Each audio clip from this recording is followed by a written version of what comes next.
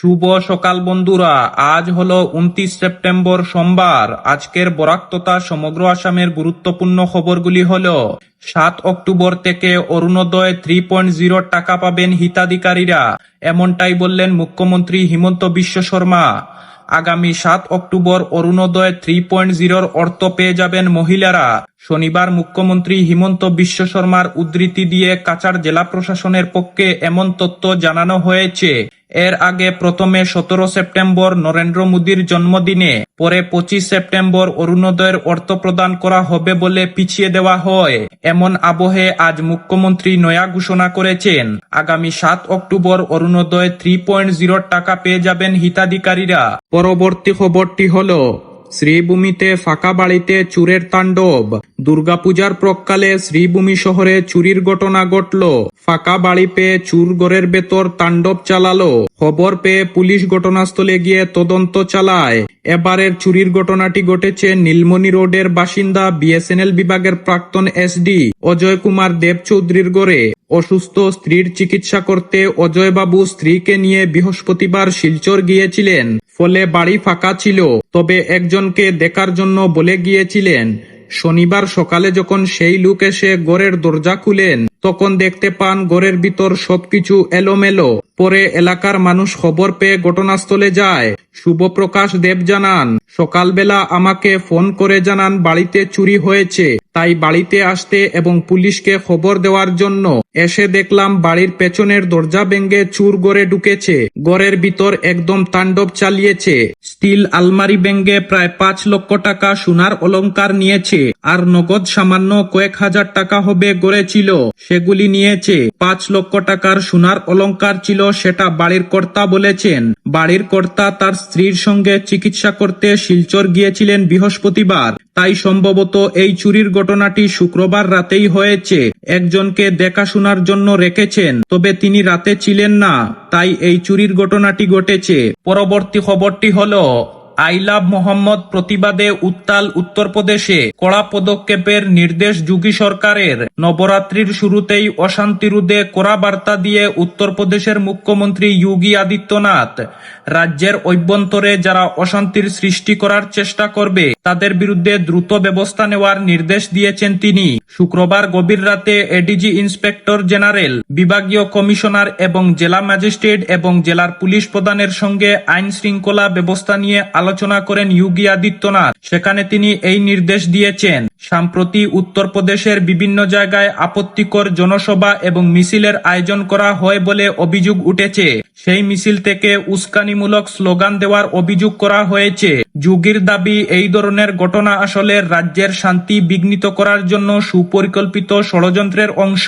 সরকার এই ধরনের কোনো অশান্তি সহ্য করবে না বলে জানিয়ে দিয়েছেন তিনি। উত্তরপ্রদেশের সাম্প্রতিক অতীতে আই লাভ মোহাম্মদ লেখা পোস্টার দেখা যায় এক মিছিলে। সে নিয়ে শুরু হয় প্রবল চাপানুত্তর। কানপুর, বারেলি, সম্বল, আগ্রার মতো জায়গায় ছড়িয়ে পড়ে উত্তেজনা। সংঘর্ষে জড়িয়ে পড়ে দুই সম্প্রদায়। যোগী জানিয়ে দিয়েছে, এই মিছিলে জড়িত একজনকেও রেহাই দেওয়া উচিত নয়। ভিডিও ফুটেজ এবং সোশ্যাল মিডিয়ার ফুটেজ দেখে খুঁজে প্রত্যেকের বিরুদ্ধে ব্যবস্থা নেওয়ার নির্দেশ দিয়েছেন তিনি। প্রত্যেকের বিরুদ্ধে এফআইআর করে এই মিছিল করা সংগঠিত করেছে এবং এর পিছনে মূল চক্রদের খুঁজে বের করার নির্দেশ দিয়েছেন তিনি। যোগী জানিয়ে দিয়েছেন, দুষ্কৃতিকারীদের বিরুদ্ধে উত্তরপ্রদেশ সরকার জিরো টেরারেল নীতি মেনে চলবে। পরবর্তী খবরটি হলো: লঙ্কা রেল স্টেশনের কাছে অপরিচিত লাশ উদ্ধার। লঙ্কা রেল স্টেশনের কাছে 4 নম্বর ওয়ার্ডে এক অজ্ঞাত ব্যক্তির মৃতদেহ পাওয়া গেছে। ঘটনাস্থল থেকে নিহত ব্যক্তির মৃতদেহ উদ্ধার করে লঙ্কা থানায় নিয়ে যাওয়া হয়েছে। নিহত ব্যক্তির বয়স 35 বছর হবে বলে ধারণা করা হচ্ছে। নিহত ব্যক্তির গায়ে নীল রঙের স্পোর্টিং এবং সবুজ ও সাদা রঙের গামছা ছিল। মৃতদেহটি ময়নাতদন্তের জন্য নোয়াগাঁও সিভিল হাসপাতাল মর্গে পাঠানো হয়েছে। যারা মৃত ব্যক্তিকে চেনেন তাদের লঙ্কা থানায় যোগাযোগ করার জন্য অনুরোধ করা হয়েছে। পরবর্তী খবরটি হলো: ভিন রাজ্যে পাচারের পথে বিহারের কিষানগঞ্জে উদ্ধার হলো প্রচুর সংখ্যক মহিষ। শুক্রবার গভীর রাতে এই মহিষগুলিকে উদ্ধার করেছে এসএসবি ও গলগলিয়া পুলিশের যৌথ বাহিনী। জানা গিয়েছে, এদিন রাতে গোপন সূত্রের পাওয়া খবরের ভিত্তিতে ইন্দো নেপাল সীমান্ত লগোয়া 327 নম্বর জাতীয় সড়কে নাগাল্যান্ড নম্বরের একটি কন্টেইনার আটক করে হয় এসএসবি ও গলগলিয়া থানার পুলিশ। সেই সঙ্গে গাড়ি থেকে উদ্ধার করা হয় 28টি মহিষ, বাজেয়াপ্ত করা হয় কন্টেইনারটিকে। ওই গাড়ি থেকে গ্রেফতার করা হয় 3 জন পাচারকারীকে। ধৃতদের বিরুদ্ধে পশু নির্যাতন আইনে মামলা করা হয়েছে। শনিবার ধৃতদের কিষানগঞ্জ আদালতে তোলা হলে 14 দিনের জেল হেফাজতে পাঠানো হয়েছে। পুলিশ ঘটনার তদন্ত শুরু করে দিয়েছে। পরবর্তী খবরটি হলো, বুটের বিহারে 75 লক্ষ মহিলাকে এককালীন 10,000 টাকা করে দেওয়ার ঘোষণা প্রধানমন্ত্রী নরেন্দ্র মোদীর। বিধানসভা বুটের মুখে মহিলাদের মন পেতে বিহারে বড়সড় খয়রাতি প্রকল্পের সূচনা করলেন প্রধানমন্ত্রী নরেন্দ্র মোদী। দিল্লি থেকে তিনি সূচনা করলেন বিহারের মুখ্যমন্ত্রী মহিলা রোজগার যোজনা প্রকল্পে। মুখ্যমন্ত্রীর নামে প্রকল্প হলেও তা চালু হলো প্রধানমন্ত্রীর হাত দিয়ে। এই প্রকল্পে বিহারের 75 লক্ষ মহিলাকে একলপ্তে ব্যবসা বাণিজ্য ও চাষবাস করার জন্য 10,000 টাকা করে দেওয়া হচ্ছে।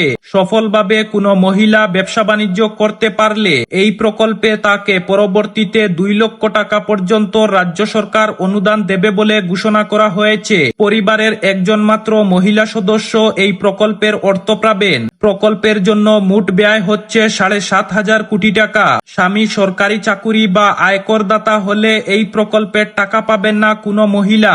যেসব মহিলা আয়কর দেন বা সরকারি চাকুরি করেন তারাও এই প্রকল্পের জন্য বিবেচিত হবেন না। প্রধানমন্ত্রী নরেন্দ্র মোদী এদিন প্রকল্প চালু করতে গিয়ে বলেন, মোদী ও নীতিশ দুই ভাই মিলে বিহারের মহিলাদের জীবনযাত্রা মানের উন্নয়ন করব। আরজেডি ও কংগ্রেসের অভিযোগ, বিধানসভা ভোটে নিশ্চিত হার বুঝতে পেরে মহিলা ভোটারদের কার্যত এইভাবে ঘুষ দিচ্ছেন নরেন্দ্র মোদীরা। এই প্রকল্পের সমালোচনা করে কংগ্রেস সাংসদ প্রিয়াঙ্কা গান্ধী বলেন, বিহারের মহিলাদের এটা বুঝার ক্ষমতা রয়েছে যে ভোটের আগে তাদের ঘুষ দেওয়া হচ্ছে, ভোটের পর কেউ আর এই টাকা পাবেন না। বিরোধীদের অভিযোগ, এক সময় যে মোদী জনকল্যাণমূলক প্রকল্পে খয়রাতি বলে কটাক্ষ করতেন, এখন দেখা যাচ্ছে যে তার জন্য প্রতিটি ভোটের আগে তারা নানা রকম ব্যাট দিচ্ছেন। এই ছিল আজকের বিস্তারিত ও গুরুত্বপূর্ণ সংবাদ। ভিডিওটি যদি সামান্য পরিমাণ প্রয়োজনীয় বলে মনে হয় তাহলে ভিডিওটিতে একটি লাইক করে চ্যানেলটিকে সাবস্ক্রাইব করে পাশে থাকবেন।